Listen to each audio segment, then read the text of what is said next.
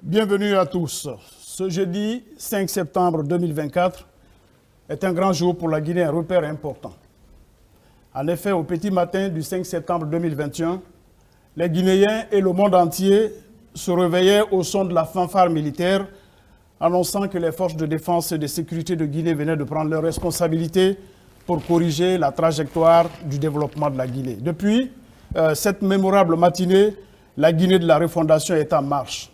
Évidemment, avec d'autres chantiers qui adressent les questions aussi diverses que celles de la rectification dans les institutions, du rassemblement, du redressement et du repositionnement, afin que le pays prenne toute sa place dans le concert des nations. Ainsi donc, après les valeurs que la transition portera, le président de la République, le général Mamadi Doumbouya, a décliné le déroulé du processus qui sera social d'abord, économique ensuite et politique. Ce 5 septembre 2024, nous avons l'immense privilège de recevoir les personnalités qui œuvrent au quotidien aux côtés du chef de l'État à l'émergence de la Guinée de nos rêves et de nos espérances. Qui mieux donc que ces hauts gradés de notre armée nationale au parcours tout aussi admirable pour remonter le temps depuis le 5 septembre 2021.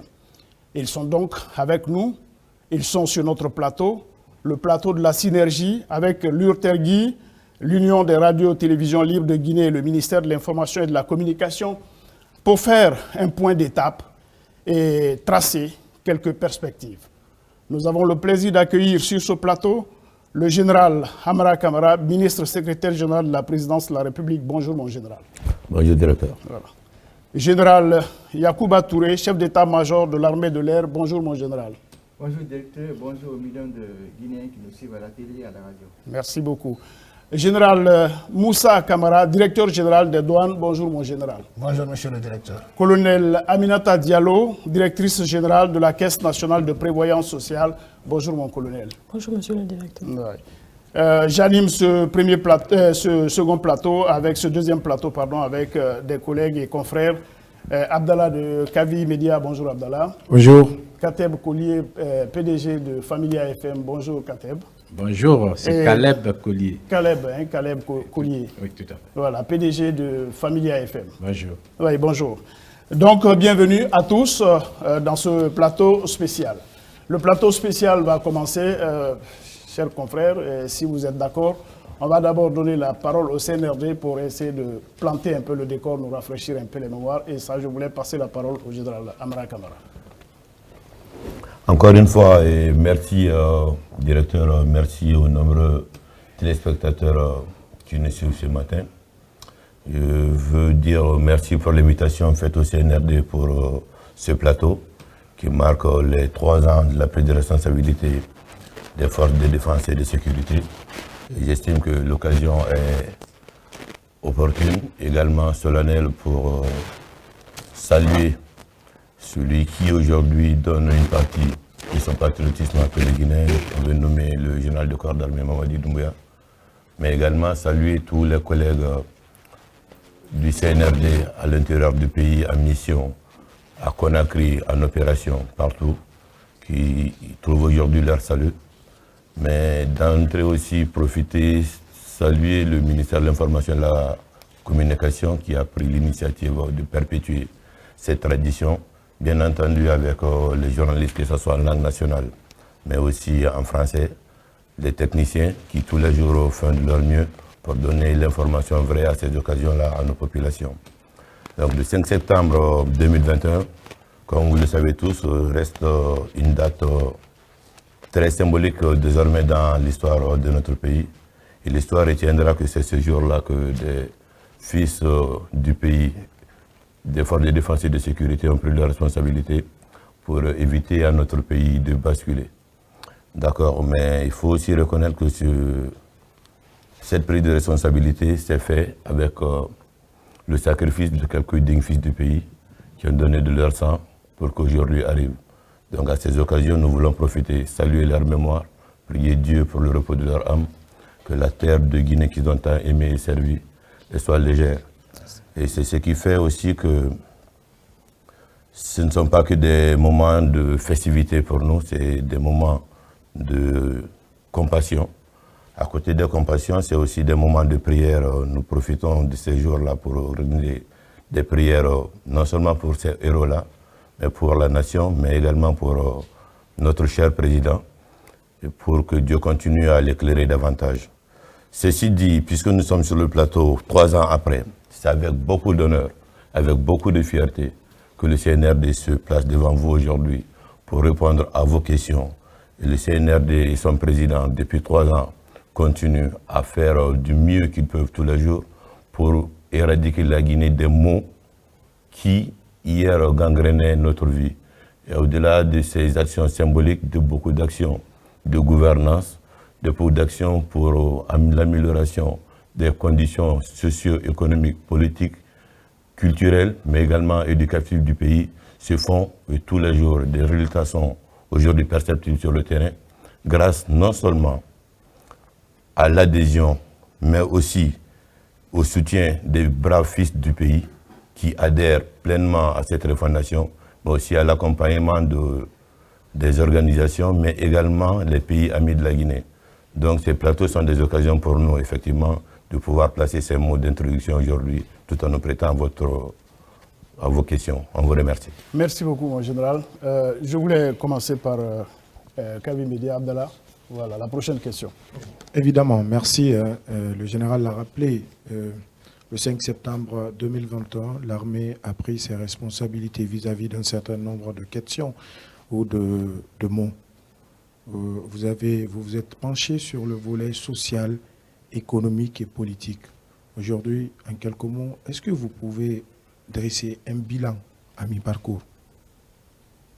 Oui, d'accord. Pas de tous les volets en même temps. Oui, pas de tous les volets en même social, temps. Puisqu'on a quatre invités. On a dit que le colonel Aminata Diallo devrait s'occuper des questions. Volet social, volet économique, volet politique. Après, il reviendra au volet économique. Madame colonel, à vous la parole.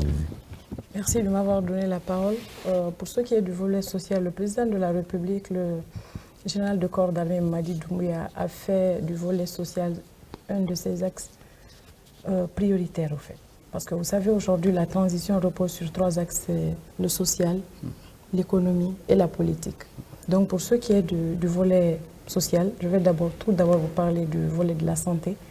Avant que je ne parle du volet de la santé, le président de la République avait donné des instructions au lendemain du 5 septembre pour qu'il y ait des assises, pour que les sages puissent nous conduire à une réconciliation, pour pouvoir recoudre le tissu social qui était déjà ficelé. Donc, chose qui a été faite pour que tous les Guinéens restent sur la même table pour qu'ils puissent parler et s'entendre. C'est ça le plus important. Maintenant, pour ce qui est du volet social, vous suivez les informations. Actuellement, avec le ministère de la Santé, il y a plus de 4 hôpitaux régionaux qui sont en construction, tels que Kindia et Kankan. Ils sont réellement en avance. La césarienne, aujourd'hui, elle est complètement gratuite avec la distribution des kits qui n'étaient pas effectifs à 100%, mais aujourd'hui, alhamdoulilah, c'est effectif. Pour ce qui est aussi de la polio, on a quitté d'un pourcentage de 23% à 71% de polio. Les enfants ont été vaccinés, c'est des enquêtes qui ont été menées par les différentes ONG, c'est même pas des enquêtes qui ont été faites par la République de Guinée. Maintenant, en voyant tous ces facteurs, on se dit que oui, il y a quand même des avancées sur le côté santé. Côté éducation, beaucoup d'infrastructures, comme les écoles régionales d'art et de métiers, qui a été inaugurée par le ministère de l'enseignement technique, ainsi que la formation au niveau de l'ASCAD de plus de 3000 jeunes qui ont été formés. 80% après cette formation ont eu quand même accès à un travail. Ça a empêché que ces jeunes finissent cette formation, qu'ils se retrouvent au chômage. Et cette formation aussi les a permis réellement d'avoir une autre éducation, un autre comportement dans la société.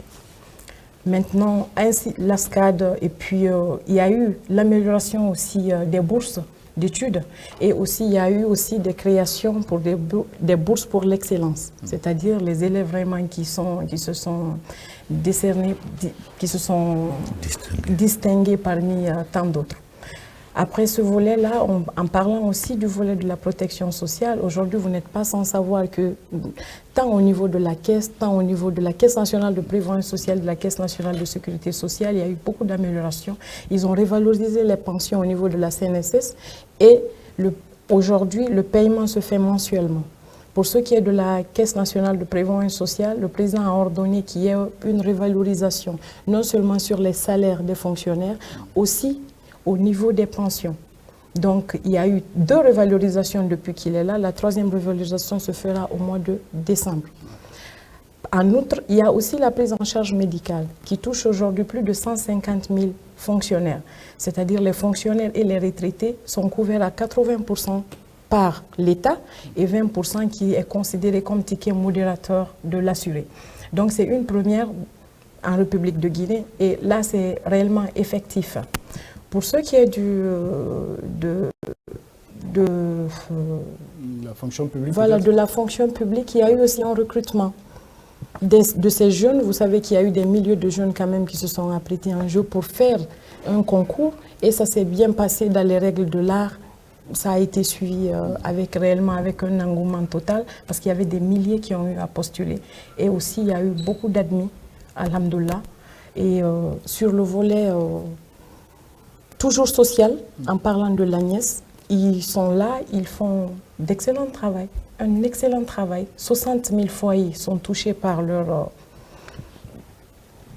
action et 150 000 aussi ménages. Ils sont en train de donner un peu pour pouvoir supporter au fait les différentes charges de la famille parce que c'est un peu compliqué pour certaines familles.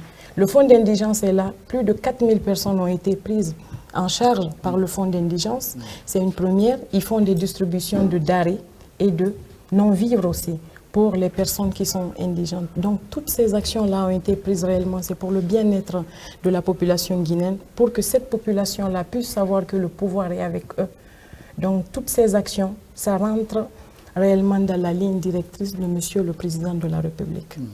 Oui, Caleb. Voilà, merci mon On va peut-être faire un premier tour sur l'ensemble de ces secteurs-là. Donc, on va avancer sur le secteur économique. Maintenant, s'il nous reste du temps, on reviendra sur certaines questions.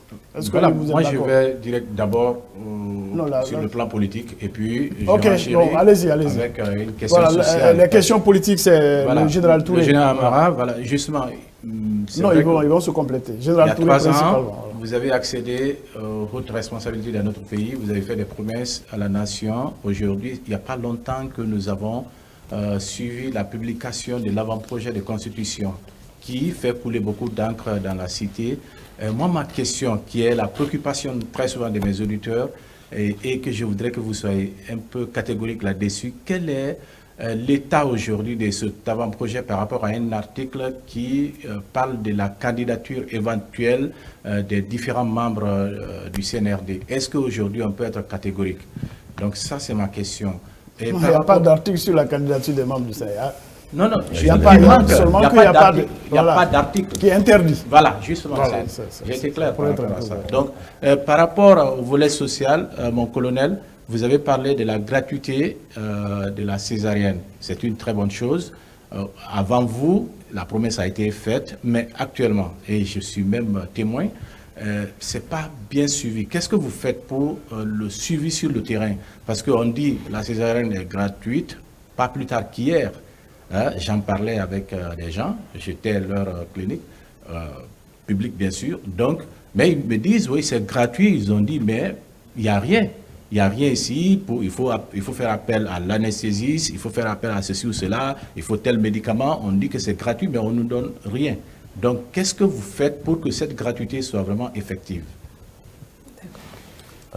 Si vous me permettez, on va peut-être essayer d'aborder les 2 points de votre question. La césarienne aujourd'hui, elle est effectivement gratuite. Et les kits césariennes ont été mis à la disposition des centres de santé à Conakry, partout à l'intérieur du pays. Des mesures existent pour pouvoir effectivement contrôler, mais il appartient à ceux qui se sentent aussi victimes de ces arnaques, des cadres des hôpitaux ou des centres de santé, de pouvoir ramener la bonne information auprès des autorités pour que des dispositions idoines soient prises. Et c'est ce que je conseillerais à nos frères et sœurs qui se feront demander de l'argent pour des cas de césarienne, c'est de pouvoir remonter l'information aux responsables des centres de santé où cette mesure a été demandée, ou à la limite, il y a des administrations territoriales représentées partout. Leur sujet sera pris en compte et des solutions seront apportées. Et pour ce qui est de l'avant-projet de la Constitution, il vous souviendra que le président de la République, chef de l'État, chef suprême des armées, a dit dès le 5 septembre qu'il faut que nous ayons une Constitution qui nous ressemble et qui nous rassemble. C'est le credo. Le CNRD, conformément aux dispositions de la Charte de la transition, a eu des itérations avec le CNT. En restant sur cette position de constance, il faut que nous ayons une Constitution qui nous rassemble, également qui nous ressemble. Le CNT, il faut reconnaître, a fait un excellent travail d'élaboration de l'avant-projet de la Constitution. Aujourd'hui, toutes les couches de la société sont en train d'être touchées pour requérir effectivement leur contribution pour que ce travail-là soit celui qui nous rassemblera et qui nous ressemblera. Nous avons entendu, comme vous, des dispositions telles que la candidature de telle ou telle personne ou de telle entité n'a pas été encadrée par cette Constitution. Et ce n'est pas que ces questions qui reviennent. Il a été dit aussi par moment, voilà, il a été dit dans la nouvelle Constitution de ne pas revendre des grandes superficies de terre, mais la Constitution n'a pas été aussi exhaustive sur le volume de terre qu'on appelle grande, à partir de quand on appelle une grande quantité. On a aussi entendu dire, bon, est-ce qu'on devrait permettre la candidature des personnes qui ont indigné la nation? Tout ceci sont des sujets. C'est ça, la richesse d'un pays, dans sa contradiction, pour donner le meilleur de soi-même. D'accord? Mais nous n'avons jamais vu, en tout cas de ma petite expérience d'homme, que cette disposition spécifique pour dire tel ou tel ne peut pas être candidat à une élection écrite noir sur blanc dans une constitution, que ce soit en Guinée ou partout dans le monde, partout où il y a eu des régimes de transition, nous n'avons pas eu connaissance de cela. L'outil ou le travail que le CNT a fait, je suis sûr, je ne peux pas l'affirmer à 100%, le président du CNT passera tout de suite devant vous, mais que ça a été fait également en prenant en compte non seulement toutes nos réalités, mais en regardant ce qui se passe de mieux partout dans le monde. Et les constitutions, généralement, ou les projets de constitution, puisque à ce stade, ce n'est qu'un avant-projet, ce n'est pas personnel. Ce n'est pas personnel. Également, ça parle de la nation, ça parle de tout le monde. C'est des trucs généraux. Donc tout le monde est invité à apporter sa contribution, bien entendu. Mais dire spécifiquement qu'il faut que cette disposition soit encadrée, ça veut dire que jusqu'à présent, il y a un problème. Alors qu'à un moment, c'est cette question de la personnalisation même de l'État qui a été des problèmes qui ont entraîné au 5 septembre, entre autres raisons. Je pense que le débat ne se trouve pas là-bas aujourd'hui, c'est qui peut apporter quoi pour faire de cette constitution celle qui peut nous rassembler, mais également qui nous ressemble, qui pourra également résister à la tentation des personnes et des hommes à travers le temps. Merci. Je peux rebondir. Effectivement, Général, je vais rebondir sur votre dernière phrase, la tentation des hommes. Il y a des penseurs qui disent que quand on est pressé, le temps, il est lent. Mais quand on est heureux, il est rapide. Aujourd'hui, si nous devons partir du principe où le président, Général Mamadi Doumbouya, lui-même l'a rappelé lors de son adresse à la nation, sa dernière adresse à la nation évidemment, qu'il ne sera pas candidat ni lui, ni un membre du CNRD. Est-ce qu'aujourd'hui, le Guinéen, les téléspectateurs qui nous écoutent, qui nous suivent aujourd'hui, doivent fonder espoir, doivent garder cet espoir? Est-ce que ces politiques qui pensent que vous êtes en train de tout mettre en œuvre pour vous présenter, doivent garder cet espoir et croire à cette phrase qui dit « Le président, ni lui, ni un membre du CNRD ne sera candidat aux futures élections ». Ce qui est en train d'être fait en Guinée aujourd'hui, c'est de mettre tout en œuvre pour un retour à l'ordre constitutionnel. Cet ordre constitutionnel, c'est non seulement dans le temps, mais également en termes de chronogramme. Il faudrait que nous puissions, à terme, faire un recensement général de la population. Il faudrait que nous puissions faire un recensement de l'habitat.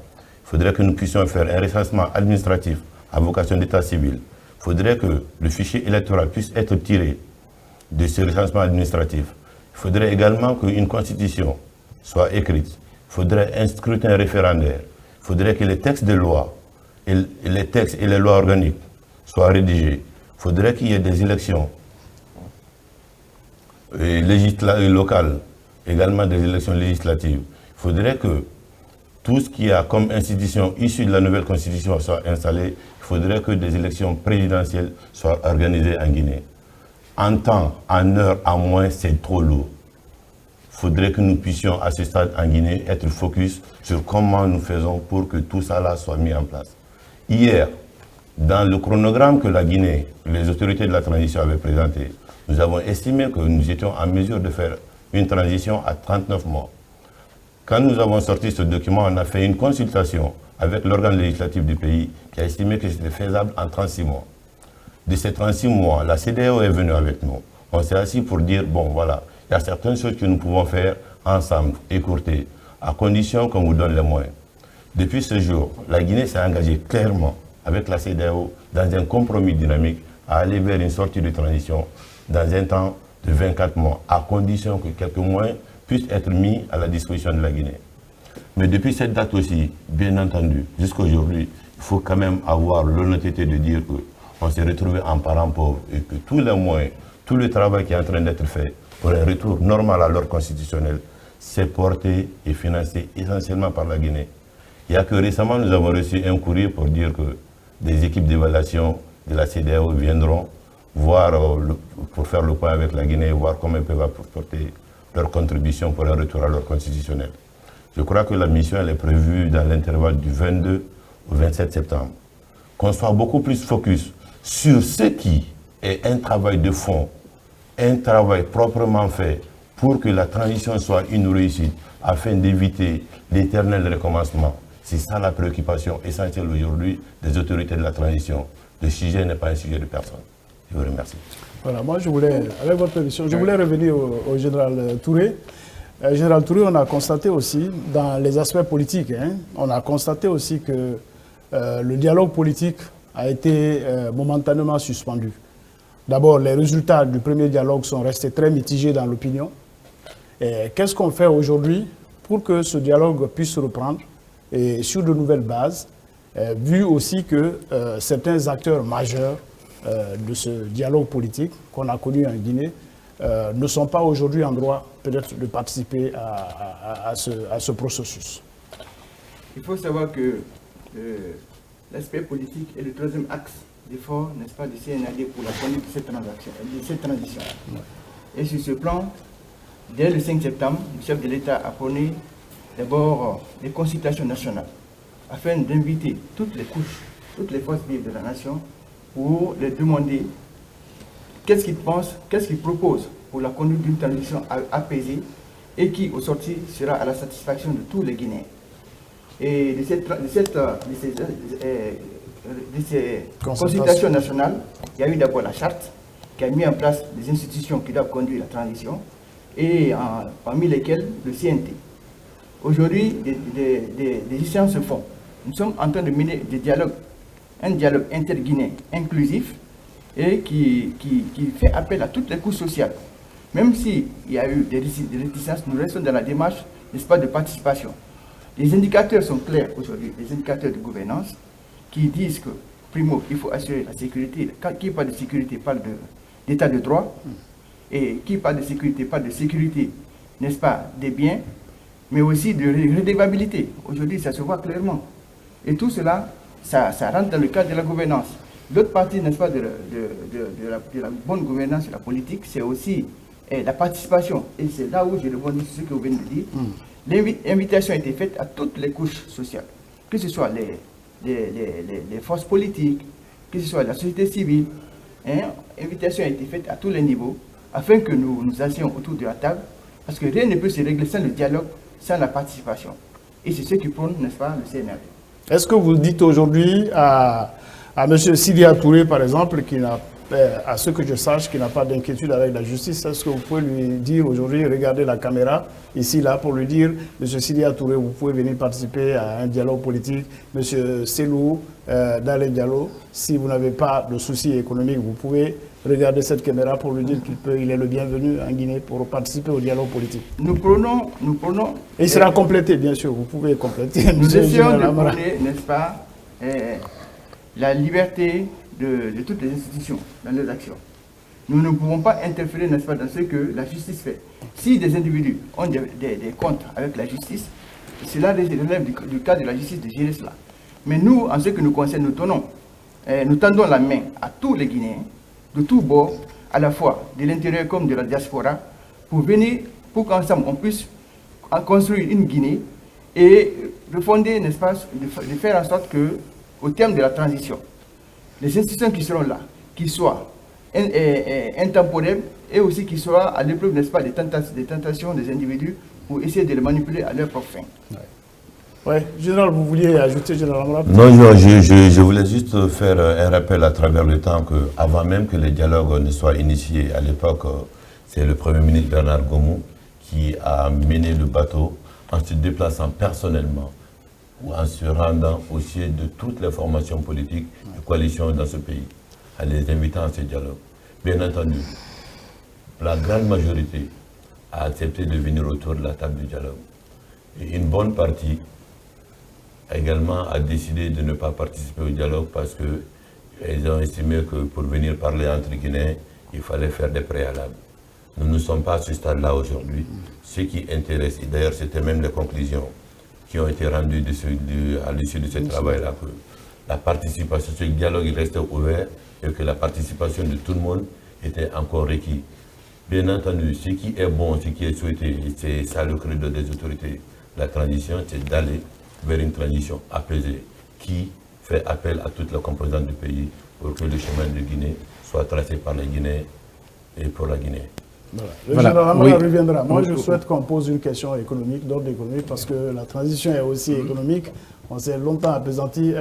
Vous voulez poser une question économique? Oui, mais je laisse Abdallah. Non, Abdallah n'a qu'à poser la question économique, après on reviendra. Bien, parlons d'économie.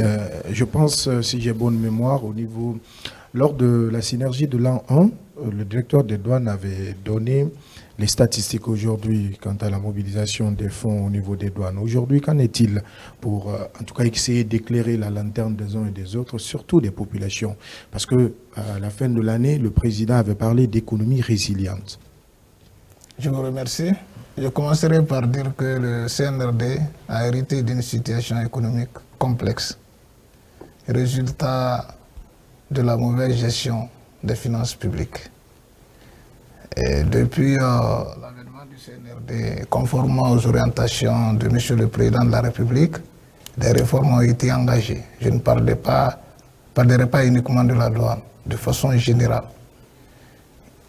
La CRIEF a été créée, l'agence de lutte contre la corruption et la promotion de la bonne gouvernance a été redynamisée. Aussi, il y a le vérificateur général qui a vu son rôle renforcé à travers l'inspection d'État et l'inspection générale des finances. Ces outils mis en place ont permis d'assainir les finances publiques. Aussi, les régies telles que les impôts, la douane et les trésors ont bénéficié du soutien. La digitalisation a été renforcée au niveau de ces instituts et de ces régies, ce qui a permis non seulement de sécuriser les recettes, mais de les accroître. D'année en année, on a constaté que les prévisions assignées à ces régies ont non seulement été atteintes, mais dépassées. Cela a conduit à quoi?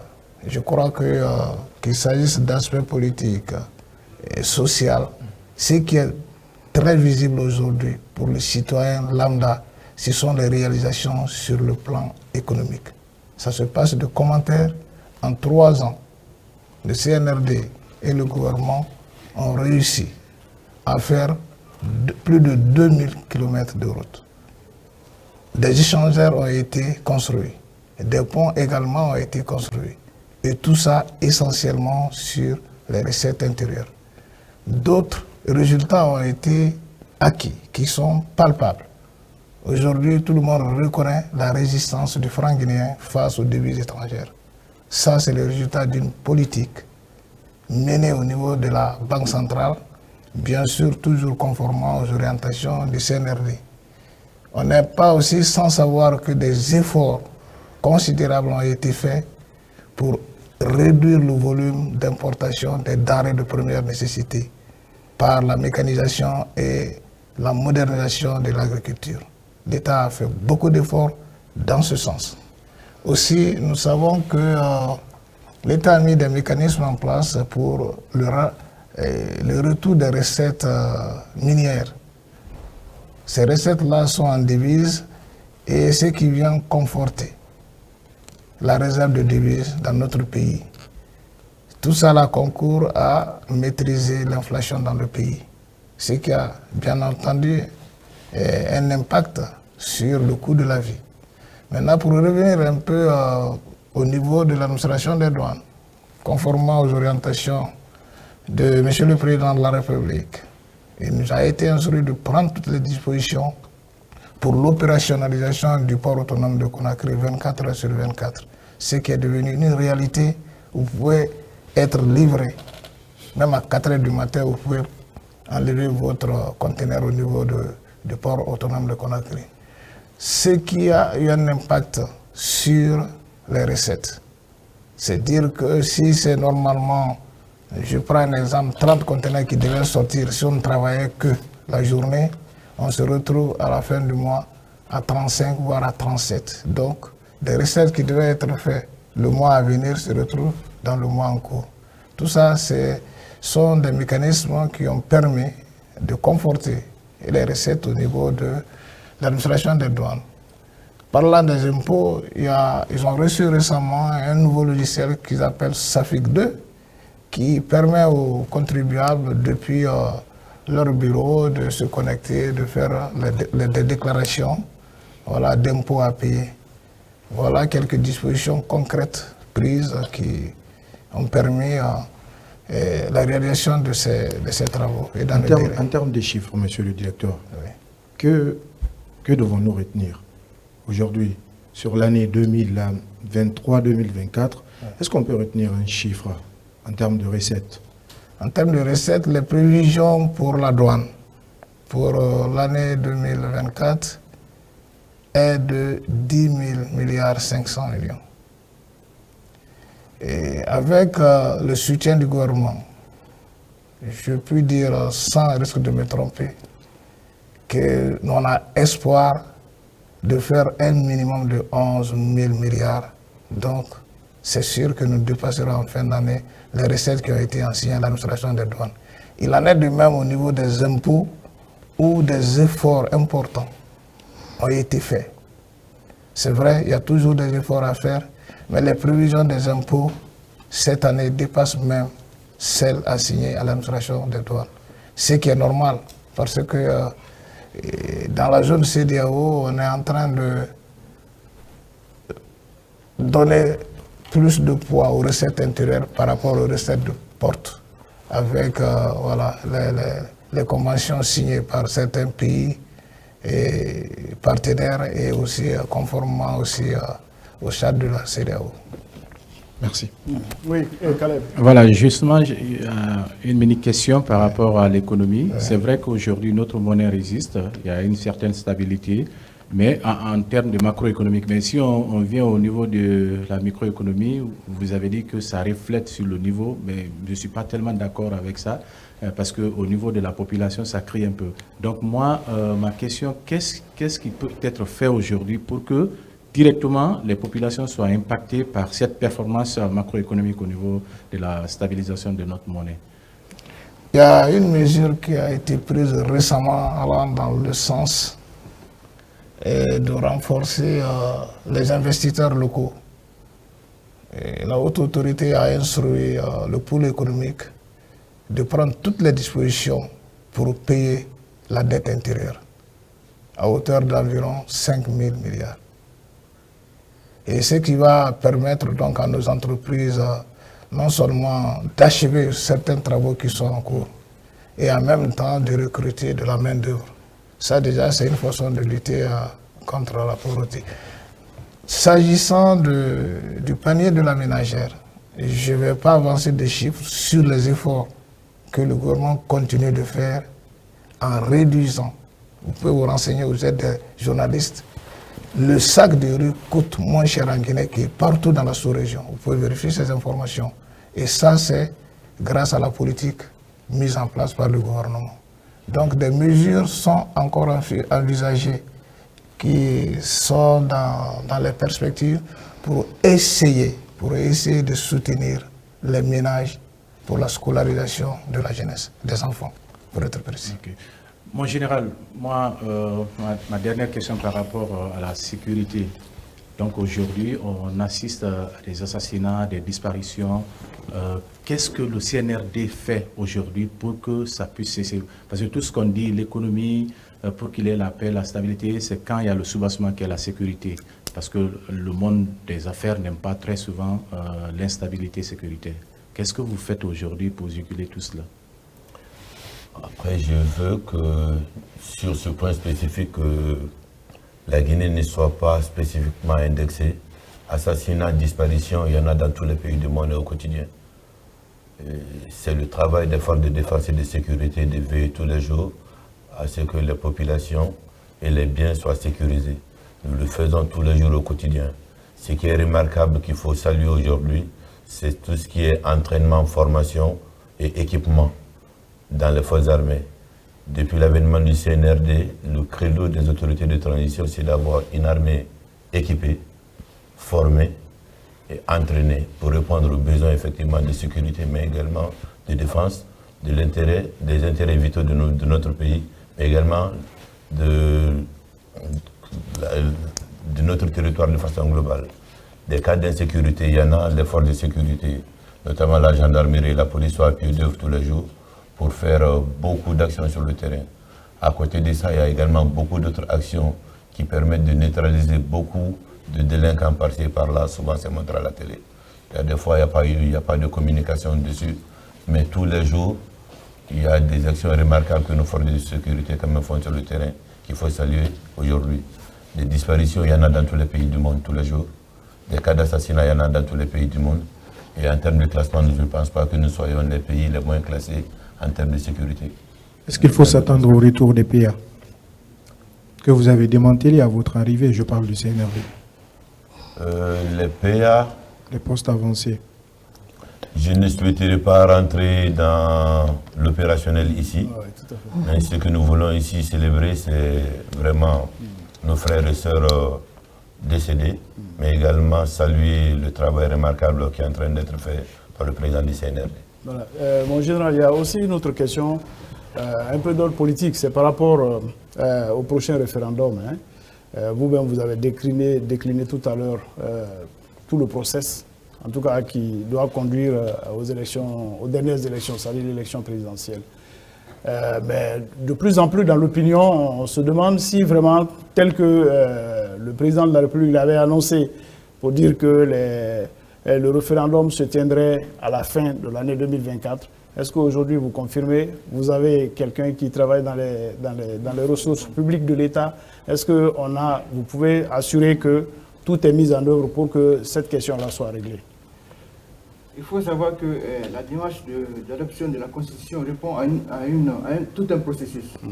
Et le processus, tout d'abord, a débuté à des consultations avec l'ensemble des forces vives pour voir qu'est-ce qui est nécessaire de mettre en place notre Constitution pour qu'elle nous ressemble et pour qu'elle nous unisse. Et dans cette démarche-là, il y a eu d'abord le symposium constitutionnel qui a été suivi, n'est-ce pas, par... qui a été suivi par le cadre de consultation pour le cadre d'orientation constitutionnelle. Oui, tout à fait. Le débat d'orientation constitutionnelle, merci bien. Et à l'issue duquel, n'est-ce pas, les conseillers nationaux ont travaillé sur un projet de constitution. Ce projet de constitution a été présenté récemment et la démarche constitutionnelle voudrait qu'ils reviennent vers tous ceux qui ont apporté leurs contributions, tous ceux qui ont apporté leurs idées à être pris en compte dans le cadre de cette constitution, apprécient ce travail. Et cela répond à des délais qui peuvent ne pas être compréhensifs. Et ça fait qu'on ne peut que se fier, n'est-ce pas, à la réalité du terrain. C'est selon cette démarche interactive entre le CNT et les forces vives, sur la base de ces démarches que on pourra, n'est-ce pas, définir un délai par rapport à l'adoption de cette constitution. Mais ce qui est important aussi à savoir, c'est que le chef de l'État, dans sa volonté, il a affirmé dans son message de Nouvel An. Et le Premier ministre, M. Amadou Riba, et son gouvernement, et l'ensemble des CNRD, nous sommes tous à pied d'œuvre pour faire en sorte que, dans les meilleurs délais, cette constitution soit adoptée par référendum. Ouais. Oui, oui. Dans les meilleurs délais, c'est quand même vague, général. C'est très, très vague. Non, mais il a dit qu'il y a des choses qui sont incompressibles. J'y arrive. C'est quand même vague. Est-ce qu'on doit s'attendre à une élection en 2025 ou au référendum en 2025? Bien entendu, c'est ça notre souhait. Notre souhait, c'est de mettre tout à pied d'œuvre. Nous avons cité un ensemble de 10 points à réaliser pour aller plus vite à l'ordre constitutionnel normal, parmi lesquels il y a, n'est-ce pas, cette adoption, ce référendum. Donc pour nous, il s'agit d'aller sur chacune des étapes, faire en sorte que les moyens déjà soient mobilisés, que nous soyons tous focalisés sur ces objectifs afin que plus rapidement nous puissions aller vers, n'est-ce pas, ces élections. Mais ça aussi, comme je l'ai dit, dans les meilleurs délais. Avant la conclusion du Général Amra, moi je voulais revenir à la colonelle Aminata Diallo. C'est par rapport à la Caisse nationale de prévoyance sociale. Je crois que la mesure avait été différée parce que vers la fin de 2020, je crois, ça avait été lancé. L'IMO, notamment, avait été lancé et on avait même commencé à prélever chez les fonctionnaires. Maintenant, le processus a repris. Quelle est la nouveauté? Et aujourd'hui, pour certains retraités, c'est encore le parcours du combattant pour la prise en charge. Et la prise en charge est très, très, très sélective. Bon, colonel. Voilà. Merci de poser cette question. Ça me permettra quand même de parler pour que l'auditoire puisse comprendre. Voilà, aujourd'hui, je peux vous rassurer que les retraités n'ont pas de problème pour une prise en charge. Et ce n'est pas sélectif.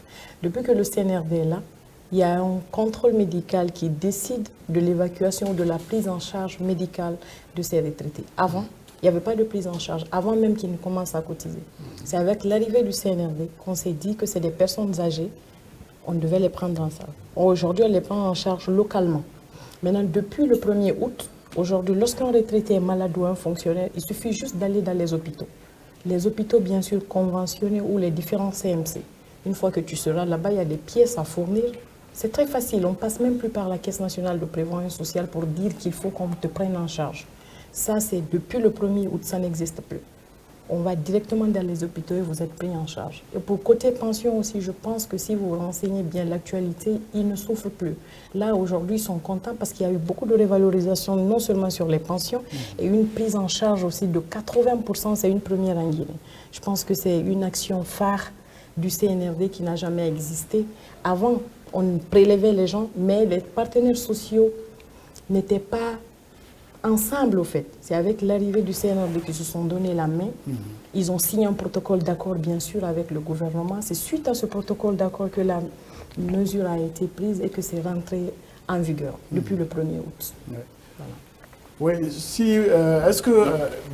qu'il y a des questions d'ordre politique, économique ou social que peut-être nous avons omis dans le cheminement en attendant que le général Amara nous tire les conclusions? Non, juste une dernière précision par rapport au recrutement à la fonction publique qui a été une très bonne chose. Mais en même temps, le général Amara a dit tout de suite par rapport à la césarienne qu'il faut signaler. Mais pour le recrutement, je ne vous apprends rien pour dire qu'il y a eu quand même des bavures. Tout le monde l'a constaté. Je crois que des mesures ont même été prises par rapport à ça. Mais dans certains lieux, on a constaté qu'il fallait payer pour avoir son nom. Et on a vérifié sur des listes des gens qui n'avaient pas été sélectionnés pour faire le concours, mais qui ont trouvé leur nom sur les admis. Ça a fuité tout dernièrement. Je ne sais pas quelles sont les mesures que vous prenez ou vous avez prises pour ça. Des dispositions ont été prises pour ça à travers le ministère de la fonction publique. toute personne qui a été victime de cela, je pense que le secrétaire général a mis un message à travers le service de communication pour leur dire de venir pour expliquer. Ce que vous êtes en train de dire, on a tous vu sur les réseaux sociaux, mais on n'a aucune certitude de la réalité au fait de cette chose. Mais les dispositions ont été prises, mais des gens même ont été envoyés au niveau de la gendarmerie pour ces genres de fraude. Ils n'ont pas laissé passer cette action. Voilà, donc des mesures ont été prises. Toute personne qui a été prise pour récupérer de l'argent avec quelqu'un pour que tu puisses être enrôlé ou embauché, ça nous étonne parce que c'est dans un serveur que toutes les réponses, c'est sur des tablettes. Et directement, c'est sur le serveur. C'est à partir du serveur que les résultats définitifs sortent. Mais je peux profiter quand même de l'occasion pour dire à toutes ces personnes qui ont été brimées d'aller vers la fonction publique et puis réclamer leurs droits, comme le général Lamara a dit. Parce qu'il y a quand même une autorité qui est chargée de ça. Oui. Merci. Oui, oui. La dernière, peut-être pour moi également, c'est par rapport à la gestion, la gouvernance actuelle. Vous, CNRD, en tant qu'organe central, vous placez votre confiance en des personnes qui se retrouvent dans le gouvernement. Est-ce qu'aujourd'hui, pour cette célébration en 3, est-ce que vous êtes satisfait, puisque vous êtes venu avec un grand rêve, la refondation? Il faut dire qu'en Guinée, il y a du talent, il y a des personnes, très bonnes personnes. Il y a également beaucoup de cadres intègres, connus ou non connus, mais ceux qui ont eu le privilège et la chance d'avoir la confiance du chef de l'État pour être nommés à des fonctions de responsabilité, que ce soit en nouveau direction ou au nouveau gouvernement, je pense qu'ils sont en train de faire du mieux d'eux-mêmes pour que la Guinée avance. Ce n'est pas perceptible, ça peut se rendre difficile aujourd'hui parce que le mal était très profond. Et réparer des décennies de catastrophes, de gestion et de politisation de l'administration, ce n'est vraiment pas chose facile, mais c'est de beaucoup de temps, beaucoup d'énergie, beaucoup de réformes. C'est pour ça que moi, ça me plaît de plus en plus de prononcer moins la transition, mais qu'on parle plutôt de refondation en Guinée. Ce qui est en train de se faire en Guinée, c'est vraiment une refondation. Et pour le faire, c'est vraiment difficile. Les changements d'habitude ne s'accompagnent pas souvent de bonne presse. Il faut avoir le courage de prendre des décisions courageuses. C'est ce qui se fait à tous les niveaux, tous les jours, que ce soit à la prémature, dans les départements. Pour que ça change, il faut vraiment la fermeté. Mais nous bénéficions vraiment du soutien et de l'adhésion de l'ensemble des populations pour que les résultats ou le rêve ou la vision que le CNRD a porté depuis les 5, que ça se concrétise dans la durée. Que dans 50 ans, dans 60 ans, les Guinéens continuent à dire que la Guinée a pu décoller et amorcer ce développement parce que des fils du pays ont donné du mieux d'eux-mêmes pour que le pays là soit là aujourd'hui. C'est tout ce que nous ambitionnons demain. Et nous comptons sur l'ensemble des populations pour y parvenir. Voilà, c'était votre conclusion. C'est bon. Merci infiniment. Caleb, merci beaucoup. Merci à vous. Abdallah, merci beaucoup. Merci. Merci, le général Amara. Merci d'être passé. Général Touré, merci. Colonel Aminata, merci beaucoup. Merci d'être passé. Général Moussa Kamara, merci d'être passé. Merci, monsieur le directeur. C'était la fin de ce numéro du plateau spécial 5 septembre 2024. Tout le plaisir a été pour nous. À la présentation, ici, Ibrahima Khalid Diakité. À très vite. Un plateau va suivre dans quelques instants. Gardez votre position d'écoute. À tout à l'heure.